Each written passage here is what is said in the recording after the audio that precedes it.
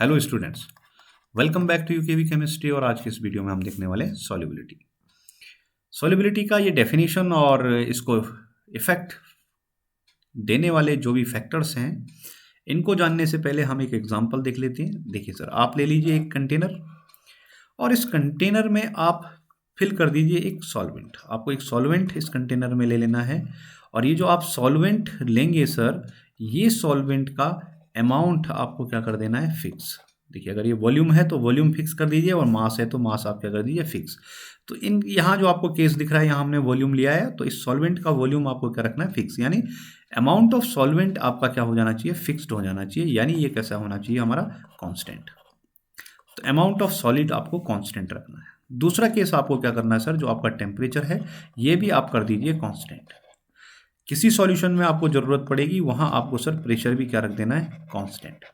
तो ये सारी कहानी करने के बाद सॉल्वेंट का अमाउंट कांस्टेंट, टेम्परेचर कांस्टेंट होना चाहिए और प्रेशर हमारा क्या होना चाहिए, कांस्टेंट।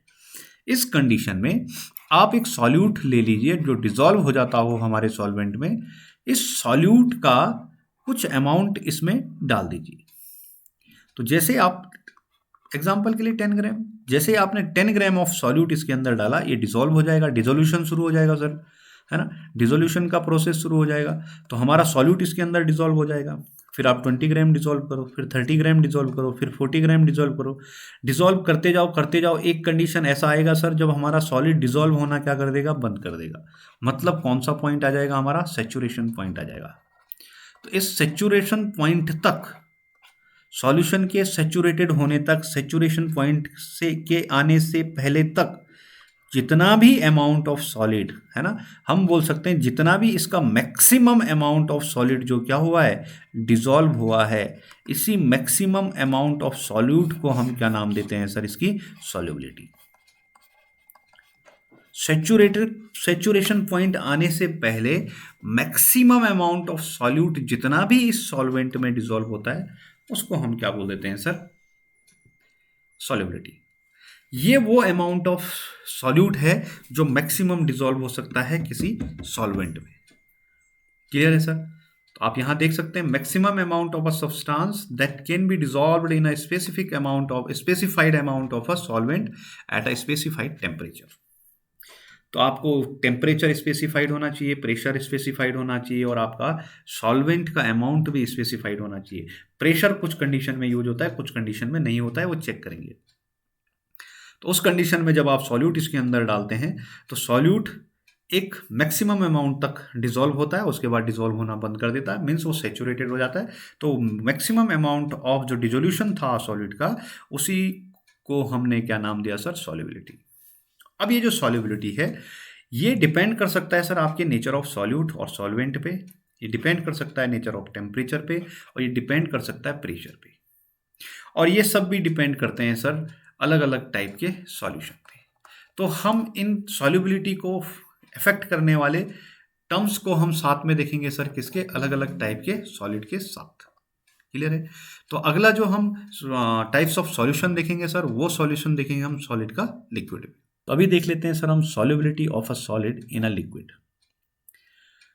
सॉलिड की लिक्विड में सॉल्युबिलिटी देखने से पहले हमें ये चेक करना होगा कि जो भी हमारे पास गिवन सॉल्वेंट है, गिवन लिक्विड जो भी हमारे पास है, इस लिक्विड में क्या आपके पास जो भी सॉलिड दे रखा है ना, वो डिसॉल्व होगा कि नहीं होगा। पहले तो ये समझना पड़ेगा ना सर, सॉल्युबिलिटी तब देखेंगे जब वो पहले उसके अंदर डिसॉल्व हो। तो क्या जो भी हमारे पास गिवन सॉलिड है उसमें एवरी सॉलिड डिसॉल्व होते हैं कि नहीं होते हैं, each and every solid dissolve होगा कि नहीं होगा। तो एग्जाम्पल इसको समझने की कोशिश करते हैं सर। हम एग्जाम्पल लेते हैं H2O का। किसका एग्जाम्पल लेते हैं, H2O का। और H2O को हम ले लेते हैं एज अ सॉल्वेंट। दूसरा हम सॉल्वेंट ले लेते हैं सर किसका, बेंजीन का। दो सॉल्वेंट हमने ले लिए, एक बार H2O और एक बार बेंजीन। अब इस H2O के सॉल्वेंट में भी आप मिक्स कर दीजिए सर, NaCl को डिसॉल्व करने की कोशिश कीजिए और साथ में डिसॉल्व कीजिए शुगर। सेम बेंजीन में भी सर आप एक बार NaCl डाल दीजिए और दूसरा क्या डाल दीजिए, शुगर।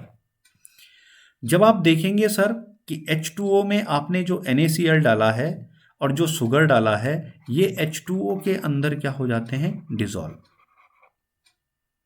पर जब बेंजीन में हम इसी NaCl और शुगर को डालते हैं तो ये इसके अंदर डिसॉल्व नहीं होते हैं। लेकिन अगर बेंजीन के अंदर हम क्या डाल दें, एंथ्रासीन डाल दें या हम डाल दें नेफ्थेलीन, तो ये नेफ्थेलीन और एंथ्रासीन इस बेंजीन के अंदर डिसॉल्व हो जाते हैं। पर इसी एंथ्रासीन और नेफ्थेलीन को अगर हम कहाँ डाल दें, H2O में, तो ये डिसॉल्व नहीं होते हैं। मतलब कुछ सॉल्वेंट ऐसे हैं जो H2O में डिसॉल्व हो रहे हैं और कुछ सॉल्वेंट ऐसे हैं जो बेंजीन में डिसॉल्व हो रहे हैं। अब समझने की बात यह है सर कि कुछ H2O के साथ और कुछ बेंजीन के साथ, ऐसा क्यों? तो हमने चेक किया इनके बीच के इंटर पार्टिकल अट्रैक्शन फोर्स को, इंटरमोलिकुलर अट्रैक्शन फोर्स को। तो यहाँ हमने चेक किया सर, यहाँ जो अट्रैक्शन फोर्स था वो था पोलर नेचर का। कैसा था? पोलर नेचर का। और बेंजीन के इंटरमोलिकुलर इंटरेक्शन को हमने पाया सर, ये कैसा था? नॉन पोलर नेचर का। इसके बीच में जो अट्रैक्शन फोर्स थे वो पोलर नेचर के थे और इनके बीच में कैसे थे? नॉन पोलर नेचर के। तो इस H2O ने जो पोलर नेचर का था ये अपने अंदर उन्हीं को डिसॉल्व कर रहा था जिनका खुद का नेचर भी कैसा था? पोलर। और ये बेंजीन अपने अंदर उन्हीं को डिसॉल्व कर रहा था जिनका खुद का नेचर कैसा था? Non polar. मीन्स यहाँ से हमें एक बढ़िया सी चीज़ मिली कि जो पोलर सॉल्वेंट होते हैं वो पोलर सॉल्यूट को ही क्या करते हैं? डिसॉल्व करते हैं। और जो नॉन पोलर सॉल्वेंट होते हैं वो अपने अंदर नॉन पोलर सॉल्यूट को ही क्या करते हैं? डिसॉल्व करते हैं। तो यहाँ से सर हमने एक एक एक कोट उठा दिया कि जो लाइक डिसॉल्व लाइक, बस ये लाइन आपको याद रखनी है। लाइक डिसॉल्व लाइक, समान समान को घोलता है। पोलर पोलर को घोलेगा और नॉन पोलर नॉन पोलर को डिसॉल्व करेगा। क्लियर है?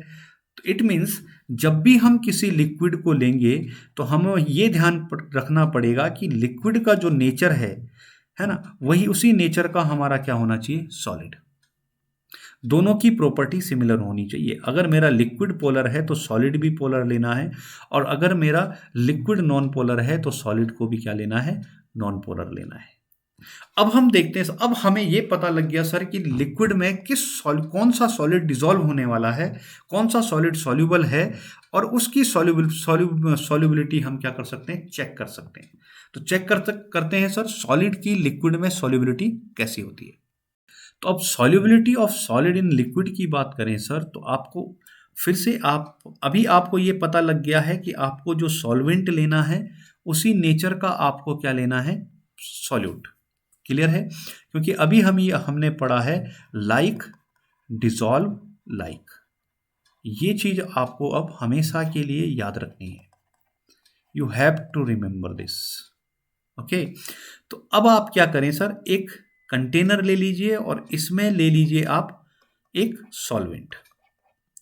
अब यहां आपको ये ध्यान रखना है कि जो भी सॉल्वेंट आप इसके अंदर लेंगे, इस सॉल्वेंट का अमाउंट ऑफ सॉल्वेंट आपके पास होना चाहिए कांस्टेंट या फिक्स्ड, जो भी आप सही वर्ड समझते हैं। ये अमाउंट ऑफ सॉल्वेंट आपके पास क्या होना चाहिए? फिक्स। दूसरा, आपको इसका टेम्परेचर भी क्या रखना पड़ेगा सर? फिक्स्ड। एक तो अमाउंट ऑफ सॉल्वेंट फिक्स रख दीजिए और एक इसका टेम्परेचर क्या रख दीजिए? फिक्स। अब आपको क्या करना है, इसमें नंबर ऑफ सॉल्यूट इसके अंदर डालने। नंबर ऑफ सॉल्यूट जब आप इसके अंदर डालेंगे तो आपको पता लगेगा कि जब आप नंबर ऑफ सॉल्यूट इसके अंदर डाल रहे हैं तो आपको पता है अगर ये पोलर नेचर का है तो सॉल्यूट भी हमें कैसा लेना है? पोलर का। तो ये जो सॉल्यूट है ये इसके अंदर क्या करना शुरू कर देगा? डिसॉल्व। इसके अंदर क्या होना शुरू कर देगा सर? ये डिसॉल्व होना शुरू कर देगा। आपने पहले 10 ग्राम डाला होगा तो डिसॉल्व, फिर 20 ग्राम, फिर डिसॉल्व, फिर 30 ग्राम डिसॉल्व, है ना? तो जब आप सॉल्यूट को किसके अंदर डाल रहे हैं सर? सॉल्वेंट के अंदर डाल रहे हैं, तो ये क्या हो रहा है? डिसॉल्व हो रहा है। ये क्या हो रहा है? इसके अंदर डिसॉल्व हो रहा है। यानी जो मेरे पास सॉल्यूट की कंसंट्रेशन है सॉल्यूशन में, वो सॉल्यूट की कंसंट्रेशन क्या हो रही है सर? लगातार इंक्रीज हो रही है। अब ऐसे करते करते जब आप धीरे धीरे सॉल्यूट मिलाते जाएंगे तो इस सॉल्यूट के अंदर, इस सॉल्वेंट के अंदर सॉल्यूट के बहुत सारे पार्टिकल आ जाएंगे सर। इस सॉल्यूट के अंदर सॉलिड के क्या आ जाएंगे, पार्टिकल, इस तरीके से। अब जब ये सॉल्यूट के पार्टिकल इसके अंदर आएंगे तो ये सॉल्यूट के पार्टिकल आपस में कोलाइड करना शुरू कर देते हैं। इस सॉलिड के पार्टिकल आपस में क्या करते हैं सर, कोलाइड करना शुरू कर देते हैं। ये आपस में कोलाइड करेंगे और कोलाइड करने की वजह से सर ये पार्टिकल क्या करना शुरू कर देते हैं, प्रेसिपिटेट होना शुरू कर देते हैं। क्या करना शुरू कर देते हैं, प्रेसिपिटेट। आप दो काम कर रहे हैं सर, एक तो आप ऊपर से सॉल्यूट को डिसॉल्व कर रहे हैं और दूसरे ये सॉलिड के पार्टिकल क्या हो रहे हैं, सॉलिड के पार्टिकल क्या हो रहे हैं सर, नीचे डिपॉजिट हो रहे हैं, प्रेसिपिटेट हो रहे हैं, नीचे बैठ रहे हैं, क्रिस्टलाइज हो रहे हैं। क्लियर है। तो यहां दो प्रोसेस हो रहे हैं सर। एक, जब सॉल्यूट क्या हो रहा है हमारा नीचे डिसॉल्व हो रहा है, तो जब सॉल्यूट हमारा सॉल्वेंट के साथ डिसॉल्व होता है और सॉल्यूट का कंसंट्रेशन बढ़ता है तो इस प्रोसेस को तो हम नाम देते हैं सर डिसोल्यूशन। ये प्रोसेस तो हमारा क्या हो जाता है, डिसोल्यूशन। और जब ये पार्टिकल डिसोल्यूशन के बाद जब ये पार्टिकल आपस में कोलाइड करते हैं और कोलाइड करने के बाद प्रेसिपिटेट होना शुरू कर देते हैं तो इस कंडीशन को हम बोलते हैं सर क्रिस्टलाइजेशन। इस कंडीशन को हम क्या बोलते हैं सर, क्रिस्टलाइजेशन।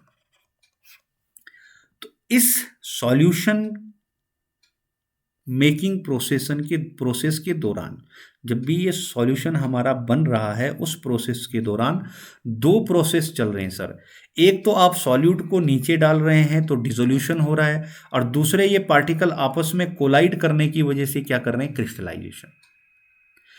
अब जैसे जैसे आप सॉल्यूट मिलाते जाएंगे सर तो एक कंडीशन ऐसी आएगी, ये सॉल्यूशन हमारा ऐसी कंडीशन में पहुंच जाएगा जब हमारा डिसोल्यूशन और क्रिस्टलाइजेशन का रेट क्या हो जाएगा सर, हमारा इक्वल हो जाएगा। जब हमारा डिसोल्यूशन का रेट और क्रिस्टलाइजेशन का रेट क्या हो जाएगा, इक्वल। मतलब हमारा जो सॉल्यूशन बन रहा था ये चला गया डायनामिक इक्विलिब्रियम में। हमारा सॉल्यूशन कहाँ चला गया सर, डायनामिक इक्विलिब्रियम में। क्लियर है। अब इस इक्विलिब्रियम के दौरान आप जितना भी सॉल्यूट इसमें मिक्स करोगे इस सारा का सारा सॉल्यूट किस में जाने वाला है, सैचुरेशन पॉइंट में। मतलब अब हमारा सॉल्यूशन कैसा होने वाला है, सैचुरेटेड। सैचुरेटेड कौन सी कंडीशन सर, अब ये सॉल्यूट घुलेगा नहीं। आप जितना सॉल्यूट ऊपर से डालेंगे उतना सॉल्यूट नीचे क्या हो जाएगा, प्रेसिपिटेट हो जाएगा, क्रिस्टलाइज हो जाएगा। आप जितना सॉल्यूट ऊपर से डालेंगे नीचे उतना सॉल्यूट हमारा क्या हो जाएगा, क्रिस्टलाइज हो जाएगा। मतलब प्रोसेस इक्विलिब्रियम में चला गया है और हमारा सॉल्यूशन क्या हो गया है, सैचुरेटेड। अब इस सैचुरेटेड कंडीशन में मैक्सिमम जितना अमाउंट आपका डिसॉल्व हुआ था, मैक्सिमम जितना अमाउंट आपका क्या हुआ था, डिसॉल्व हुआ था, उसी अमाउंट को आपने क्या बोला सर, सॉल्युबिलिटी। यही है सर सॉल्युबिलिटी। इक्विलिब्रियम आने के बाद, सैचुरेशन होने के बाद जो उसका मैक्सिमम अमाउंट क्या था, सॉल्युबल था, उसी अमाउंट को आपने क्या बोला, सॉल्युबिलिटी।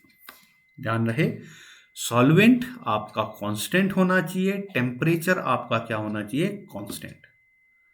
सॉलिड के केस में प्रेशर की हमें आवश्यकता नहीं पड़ती है क्योंकि दोनों कैसे होते हैं, इनकम्प्रेसिबल होते हैं और इनकम्प्रेसिबल होने की वजह से प्रेशर का यहां कोई भी इफेक्ट नहीं पड़ता है। ये ध्यान दीजिए।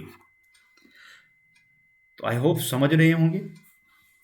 अब क्या हो सर अगर आप टेम्परेचर इसका इंक्रीज कर दें, तो अगर इफेक्ट ऑफ टेम्परेचर की बात हम करें सर तो हमने देखा कि रेट ऑफ डिसोल्यूशन बराबर हो गया था सर किसके, रेट ऑफ क्रिस्टलाइजेशन के। मतलब हमारा जो प्रोसेस था, जो सॉल्यूशन मेकिंग का प्रोसेस था, जो सॉलिड लिक्विड में घुल रहा था, वो कहाँ चला गया था सर, डायनामिक इक्विलिब्रियम में। क्लियर है। अब डायनामिक इक्विलिब्रियम में गया था तो यहां अगर आपको कोई चेंज इसमें लाना है ना, अगर किसी का इफेक्ट पता करना है तो आपको यूज करना पड़ता है सर ली चैटेलियर प्रिंसिपल का। किसका यूज करना पड़ता है सर, ली चैटेलियर प्रिंसिपल का। अब ली चैटेलियर प्रिंसिपल क्या बोलता है सर, टेम्परेचर के फॉर्म में। वो बोलता है अगर आपका रिएक्शन एंडोथर्मिक है, अगर आपका रिएक्शन कैसा है, एंडोथर्मिक। अगर प्रोसेस एंडोथर्मिक है इट मीन्स उसको एनर्जी चाहिए, तो टेम्परेचर आप क्या कर दो, इंक्रीज, तो रेट ऑफ रिएक्शन क्या हो जाएगा, बढ़ जाएगा, डिसोल्यूशन क्या हो जाएगा, बढ़ जाएगा। पर अगर एंडोथर्मिक प्रोसेस है और वो आपसे एनर्जी मांग रहा है कि आप मुझे एनर्जी दो, और आप उसी समय एनर्जी क्या करेंगे, कम करेंगे, तो रिएक्शन रेट क्या हो जाएगा सर, कम हो जाएगा, आपका डिसोल्यूशन क्या हो जाएगा, कम हो जाएगा। क्लियर है। सेम कंडीशन अगर आपका प्रोसेस कैसा है, एक्सोथर्मिक है, तो अब ये प्रोसेस ऑलरेडी एनर्जी निकाल रहा है, एनर्जी छोड़ रहा है, इसको एनर्जी की आवश्यकता नहीं है, ये एनर्जी आपको वापस कर रहा है, ये एनर्जी निकाल रहा है। ऐसी कंडीशन में आप टेम्परेचर बढ़ाते हो, जिसको कुछ नहीं चाहिए है ना, जिसको कुछ नहीं चाहिए उसी को आप टेम्परेचर दे रहे हैं, तो रेट ऑफ रिएक्शन क्या हो जाएगा, डिक्रीज। और एक्सोथर्मिक रिएक्शन में अगर आप टेम्परेचर क्या करते हैं, इंक्रीज करते हैं, तो रेट ऑफ रिएक्शन क्या हो जाता है सर, इंक्रीज हो जाता है। क्लियर है। तो endothermic, according to Le Chatelier principle, endothermic reaction के लिए टेम्परेचर इंक्रीज करना बेटर है और एक्सोथर्मिक रिएक्शन के लिए टेम्परेचर डिक्रीज करना बेटर है। अगर आप इफेक्ट ऑफ प्रेशर की बात करो सर, तो सॉलिड लिक्विड के केस में इफेक्ट ऑफ प्रेशर काम नहीं आता है, there is no change, pressure का कोई इफेक्ट यहां नहीं पड़ता है। रीजन, क्योंकि जो सॉल्यूशन में आप सॉलिड क्या करने वाले हैं, घोलने वाले हैं, तो ये सॉलिड पूरी तरीके से जब सेचुरेटेड हो जाएगा तो सॉल्यूशन के पार्टिकल क्या हो जाएंगे, डेंस्ड हो जाएंगे, और इस पे प्रेशर लगाने से कोई भी इफेक्ट नहीं पड़ेगा। तो सॉलिड इन लिक्विड के केस में प्रेशर का कोई इफेक्ट नहीं पड़ता है। टेम्परेचर लीच-एटेलियर प्रिंसिपल के अकॉर्डिंग होता है। एंडोथर्मिक है तो टेम्परेचर बढ़ाना है, और एक्सोथर्मिक है तो टेम्परेचर घटाना है। क्लियर बात है सर। अब नेक्स्ट टॉपिक में हम देखेंगे solubility of gas in a liquid solution.